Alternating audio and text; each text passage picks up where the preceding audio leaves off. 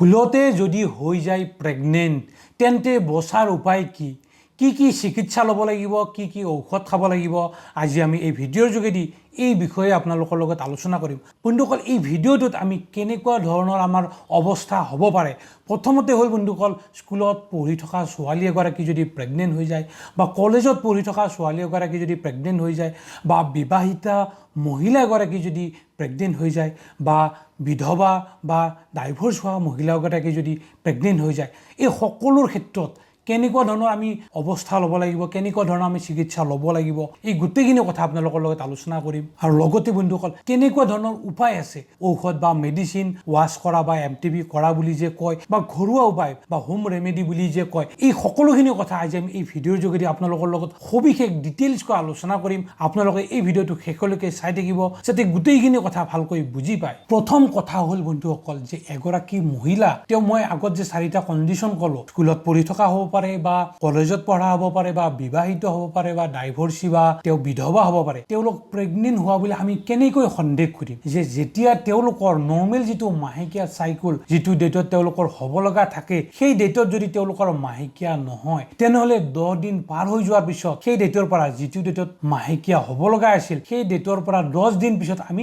Just kit এটাৰে যিটো pregnancy test কৰা কিট থাকে সেই কিটেৰে আমি পৰীক্ষাটো কৰি চাব লাগে। আৰু যদি তাত নিগেটিভ আহে তেনেহ'লেতো কথা নাই, কিন্তু যদি পজিটিভ আহে তেনেহ'লে আমি এই চিকিৎসাবিলাক আমি এতিয়া আলোচনা কৰিম কি চিকিৎসা ল'ব লাগিব, সেই চিকিৎসাবিলাক কিন্তু আপোনালোকে ল'ব লাগিব। বন্ধুসকল, প্ৰথমতে যদি আমি আলোচনা কৰোঁ যে স্কুলত পঢ়ি থকা ছোৱালী এগৰাকী অৰ্থাৎ 18 বছৰৰ তলৰ ছোৱালী এগৰাকী যদি প্ৰেগনেণ্ট হৈ যায়, বন্ধুসকল এই ভিডিঅ'টোত মই লিগেল যিখিনি কথা আছে সেইখিনি কথাই কিন্তু আপোনালোকৰ লগত আলোচনা কৰিম। গতিকে 18 বছৰ তলৰ যদি ছোৱালীগৰাকী প্ৰেগনেণ্ট হৈ গ'ল, বিভিন্ন কাৰণত হ'ব পাৰে, গতিকে সেই ক্ষেত্ৰত কি হয়, তেওঁ নিজে গৈ কিনে নষ্ট কৰি দিব নোৱাৰিব। কিন্তু সেই ক্ষেত্ৰত তেওঁৰ এজন লিগেল গাৰ্জেন তেওঁৰ লগত যাব লাগিব। লিগেল গাৰ্জেন তেওঁৰ মা দেউতাক হওক বা অন্য যি লিগেল গাৰ্জেন আছে তেওঁৰ লগত যাব লাগিব। অকলে তেওঁ কিন্তু গৈ সেই সন্তানটো কিন্তু নষ্ট কৰিব নোৱাৰিব। চ' কি চিকিৎসা ল'ব লাগিব সেই কথাটো মই কৈ আছোঁ। আৰু ইয়াৰ পিছত যদি কলেজত পঢ়ি থকা ছোৱালী এগৰাকী প্ৰেগনেণ্ট হৈ যায়, অবিবাহিত কথা কৈছোঁ, গতিকে কলেজত পঢ়াৰ ক্ষেত্ৰত কি হয়, তেওঁ নিশ্চয় সেই ছোৱালীগৰাকী নিশ্চয়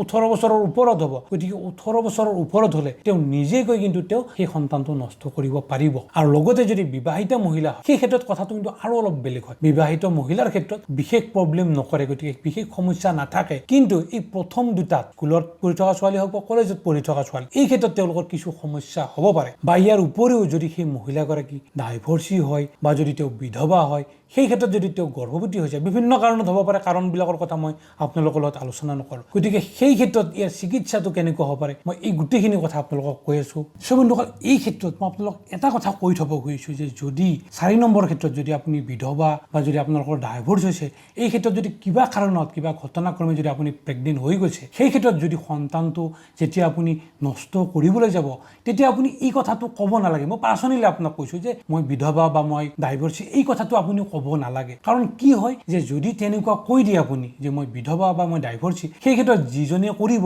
তেওঁ হয়তো আপোনাক টকা পইচা ডিমাণ্ড কৰিবও পাৰে। কাৰণ সকলো একেই নহয়, সকলো চিকিৎসক একেই নহয়, কোনোবা এজন ইফাল সিফাল থাকিবও পাৰে। গতিকে যদি আপুনি উইডো বা ডাইভৰ্চি বুলি গম পায়, তেওঁ টকা পইচা আপোনাক হয়তো ক'ব পাৰে যে মোক ইমান টকা দিব লাগিব তেতিয়াহে কৰিম। গতিকে তেনেকুৱা ধৰণৰ ঘটনা ঘটিব পাৰে বা বহুত ঘটি আছে। গতিকে আপুনি সেই কথাষাৰ উল্লেখ কৰিব নালাগে, জাষ্ট আপুনি ক'ব যে মই সন্তানটো ৰাখিব নিবিচাৰোঁ। এই ক্ষেত্ৰত মই আপোনালোকক এটা কথা কৈ থ'ব খুজিছোঁ, সেই ছোৱালীবিলাকক মই এই কথাটো ক'ব খুজিছোঁ, আপোনালোকে প্ৰেম ভাল পোৱা কৰক, কিন্তু প্ৰেম ভাল পোৱা আপোনালোকে বেছি তললৈ কিন্তু যাব দিব নালাগে। বেছি তললৈ যেতিয়া আপোনালোকে প্ৰেম ভাল পোৱাটো লৈ যাব আপুনি প্ৰেগনেণ্ট হ'বই। গতিকে প্ৰেম ভাল পোৱাটো আপোনালোকে ওপৰতে ৰাখিব, বেছি তলত যাব নিদিব। তলত যোৱা মানে প্ৰেগনেঞ্চি হোৱাৰ চান্স কিন্তু থাকি যাব। আপুনি এই কথাষাৰত মোক বেয়া পাবও পাৰে, কিন্তু এই কথাষাৰে কিন্তু আপোনাক বহুত বেনিফিট দিব। এই বিবাহিত মহিলাসকলৰ ক্ষেত্ৰত কথাটো অলপ বেলেগ হয়। কিছুমানে কি হয়, নতুনকৈ বিবাহ হৈ পেলাই তেওঁলোকে সন্তান 1 বছৰ বা 2 বছৰ বা বিভিন্ন কাৰণত তেওঁলোকে কিছু বছৰ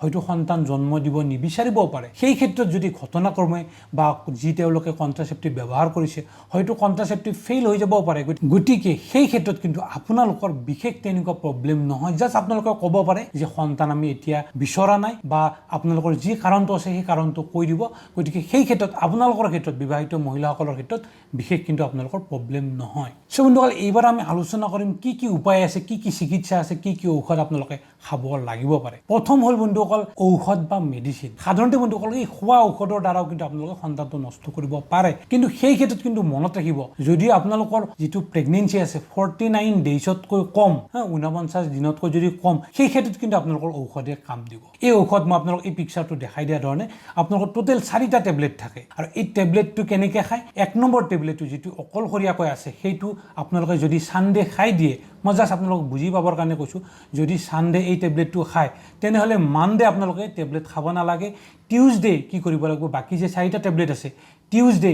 মৰ্নিং আপোনালোকে কি কৰিব লাগিব 2টা টেবলেট আপোনালোকে খাই দিব আৰু 2টা টেবলেট আপোনালোকে জুনি পথত সোমাই দি ৰাখি থৈ দিব তেনেকৈ কৰিব পাৰে বা আপোনালোকে সেই 4টা টেবলেটৰ 2টা টেবলেট দুখন গালৰ দুইফালে 2টা টেবলেট ৰাখি থৈ দিব তেনেকৈ থৈ দিলেও কিন্তু কি হ'ব সেই টেবলেট কেইটা চকলেটৰ দৰে গলি যাব আৰু তেনেকৈ কিন্তু আপোনালোকৰ কিন্তু কাম দিব আৰু ইয়াৰ উপৰিও আপোনালোকে 2টা টেবলেট খাই 6 ঘণ্টা পিছত আকৌ 2টা টেবলেট আপোনালোকে খাব পাৰে এনেকৈ কিন্তু বিভিন্ন ধৰণৰ নিয়ম থাকে আপোনালোকক সেই চিকিৎসকজনে যিজনে টেবলেটটো আপোনাক দিছে সেই চিকিৎসকজনে যেনেকৈ কৈছে আপুনি তেনেকৈ ব্যৱহাৰ কৰিব বন্ধুসকল মনত ৰাখিব মই এইখিনি যিখিনি উপায়ৰ কথা কৈছোঁ সেইখিনি কিন্তু চিকিৎসকৰ পৰামৰ্শ লৈহে আপুনি কৰিব লাগিব তাৰ কাৰণ কি বন্ধুসকল কি কাৰণত চিকিৎসকৰ পৰামৰ্শ ল'ব লাগে সাপোজ আপোনালোকে টেবলেটটো খাইছে টেবলেটটো যদি খাওঁতে আপোনালোকৰ যদি ৰক্তক্ষৰণ যদি বেছি হয় তেনেহ'লে কোনে আপোনাক সহায় কৰিব সেই চিকিৎসকজনে আপোনাক সহায় কৰিব যিজনে আপোনাক খাব দিছে কাৰণ এই টেবলেট খালে বেছিকৈ ৰক্তক্ষৰণ হ'ব পাৰে আৰু ইয়াৰ উপৰিও এই টেবলেটটো খোৱাৰ পিছত আপোনালোকৰ গোটেইখিনি চাফা নহ'বও পাৰে কিছু অংশ কিন্তু আপোনাৰ ভিতৰত থাকি যাব পাৰে গতিকে তেনেকুৱা হ'লেও এই চিকিৎসকজনে আপোনাক সহায় কৰিব আৰু ইয়াৰ উপৰিও অন্য এটা কথা হ'ল এই টেবলেটটো খোৱাৰ পিছত 2 সপ্তাহ পিছত কিন্তু আপুনি এখন সোনোগ্ৰাফি USG এখন কৰিব লাগিব কাৰণ গোটেইখিনি বস্তু বাহিৰ হৈছে নে নাই সেইটো কিন্তু চাব লাগিব গতিকে 2 সপ্তাহ পিছত সোনোগ্ৰাফি এখন কৰাৰ পিছত যদি কোনো বস্তু ভিতৰত নাই তেনেহ'লে টেনচন ফ্ৰী যদি কিছু অংশ থাকি যায় তেনেহ'লে কিন্তু সেইখিনি আপুনি কিন্তু চাফা কৰিব লাগিব আৰু 2 নম্বৰটো হ'ল বন্ধুসকল এই ৱাছ কৰা বা যিটো MTP কৰা বুলি কয় বা বহুতে ইয়াক DNC বুলি কোৱা হয় ডাইলেটেশ্যন এণ্ড কিউৰেটেজ ডাইলেটেশ্যন মানে হ'ল বন্ধুসকল বহল কৰি দিয়া আৰু কিউৰেটেজ মানে হ'ল ৰুকি আমি চাফা কৰি দিম আৰু এই প্ৰচেছটো কি হয় 3 মাহলৈকে কৰা হয় যিজনৰ প্ৰেগনেন্সি 3 মাহলৈকে আছে সেই ক্ষেত্ৰত কিন্তু কোনো সমস্যা নোহোৱাকৈ কৰিব পাৰে কিন্তু তাৰ ওপৰত কৰিলে কিন্তু ৰিস্ক হয় কোনোবাই ৰিস্ক লৈ হয়তো কৰিব পাৰে কিন্তু তাৰ ওপৰত সাধাৰণতে কৰিব নালাগে 3 মাহ যদি পাৰ হৈছে তাৰ ওপৰত কৰিব নালাগে এই ৱাছ কৰা পদ্ধতিটো সেই উপায়েৰে কৰিব নালাগে বেলেগ উপায় আছে 5 মাহ 6 মাহ যিমানে নহওক বেলেগ উপায় আছে কিন্তু সেই উপায় কিন্তু আপোনালোকে বেলেগ উপায় গ্ৰহণ কৰিব লাগিব যদি 3 মাহৰ ওপৰ হৈ গৈছে গতিকে 49 দিনলৈকে আপোনালোকৰ টেবলেটে কাম কৰিব যদি 49 দিনতকৈ বেছি হৈছে অৰ্থাৎ 3 মাহৰ ওচৰ পাইছে তেতিয়াহ'লে আপোনালোকে এই MTP অৰ্থাৎ ৱাছ কৰা চাফা কৰি দিয়া সেই প্ৰচেছটো কৰিব লাগিব গতিকে এই দুটা বস্তু আপোনালোকে নিশ্চয় বুজি পাইছে ইয়াৰ উপৰিও বন্ধুসকল উন্নত উপায় হ'ল ঘৰুৱা উপায় হোম ৰেমেডিজ বহুত মানুহে এই কামটো কৰে কিন্তু ঘৰুৱা কিছুমান গছৰ শিপা বা এনেকুৱা ধৰণৰ বস্তু থাকে যিবিলাক ব্যৱহাৰ কৰিলেও এই বস্তুটো নষ্ট হৈ যায় কিন্তু বন্ধুসকল মই আপোনালোকক অনুৰোধ কৰিম আপোনালোকে এই ঘৰুৱা উপায়টো কিন্তু নকৰিব কাৰণ তেনেকুৱা কৰিলে কিন্তু বহুত সমস্যা হয় কাৰণ আমি বহুত তেনেকুৱা কেছ পাওঁ এই ঘৰুৱা উপায়বিলাক কৰে তেওঁলোকৰ বহুত বেছি ৰক্তক্ষৰণ হয় বা বস্তুবিলাক গোটেইখিনি বাহিৰ নহয় তেওঁলোকে কিন্তু মেডিকেলত ভৰ্তি হ'ব লগা হয় গতিকে যিমান পাৰে আপোনালোকে এই দুটাতে সীমাবদ্ধ থাকিব ঔষধ খাই যদি 49 দিনতকৈ কম আছে তেনেহ'লে ঔষধ খাওক আৰু যদি 49 দিনতকৈ বেছি হৈছে তেনেহ'লে আপোনালোকে ৱাছ কৰি দিয়ক চাফা কৰি দিয়ক এই দুটা বস্তু কৰিব বন্ধুসকল আজি মই এই যিখিনি কথা আপোনালোকক ক'লোঁ এইখিনি কিন্তু খুবেই গুৰুত্বপূৰ্ণ কাৰণ বহুতে এই ক্ষেত্ৰত ভয় কৰে বা বিভিন্ন ধৰণৰ পন্থা তেওঁলোকে হাতত লয় বিশেষকৈ বন্ধুসকল স্কুলত পঢ়ি থকা যদি ছোৱালী 18 বছৰৰ তলত হয় সেই ক্ষেত্ৰতো কিন্তু আপোনালোকে ভয় খোৱাৰ কাৰণ নাই ঘটনাটো ঘটি গ'ল কিবা এটা সমস্যা হৈ গ'ল গতিকে তাৰ সলিউশ্যনটো আছে আপোনালোকে লিগেল যিবিলাক গাৰ্জেন আছে সেই ছোৱালীগৰাকীৰ মাক দেউতাক আপোনালোকে লগত গৈ এই কামটো আপোনালোকে খুব ধুনীয়াকৈ কৰিব পাৰিব বা কলেজত পঢ়ি থকা যদি ছোৱালী হয় ডাঙৰ হয় আপুনিতো নিজেই কৰিব বা আপুনিও গাৰ্জেন লগত লৈ আপুনি এই কামটো কৰিব পাৰিব বিবাহিতসকলৰতো কোনো সমস্যাই নাই আৰু উইড'সকলৰ বা যিসকল বিধৱা বা ডাইভৰ্চি সেইসকলৰ ক্ষেত্ৰতো আপোনালোকে কোনো সমস্যা নোহোৱাকৈ কৰিব পাৰিব যদি আপোনালোকৰ কিবা সমস্যা হৈ গ'ল গতিকে তাৰ সমাধান নিশ্চয় আছে আপোনালোকে কৰিব গতিকে আপোনালোকে মই সেই ক্ষেত্ৰত যিটো কথা কৈছোঁ যে আপোনালোকে জাষ্ট ক'ব যে সন্তানটো মই ৰাখিব নিবিচাৰোঁ এইটো আপোনালোকে চাফা কৰি দিব লাগে বন্ধুসকল ভুলতে যদি হৈ যায় প্ৰেগনেণ্ট তেন্তে বচাৰ উপায় কি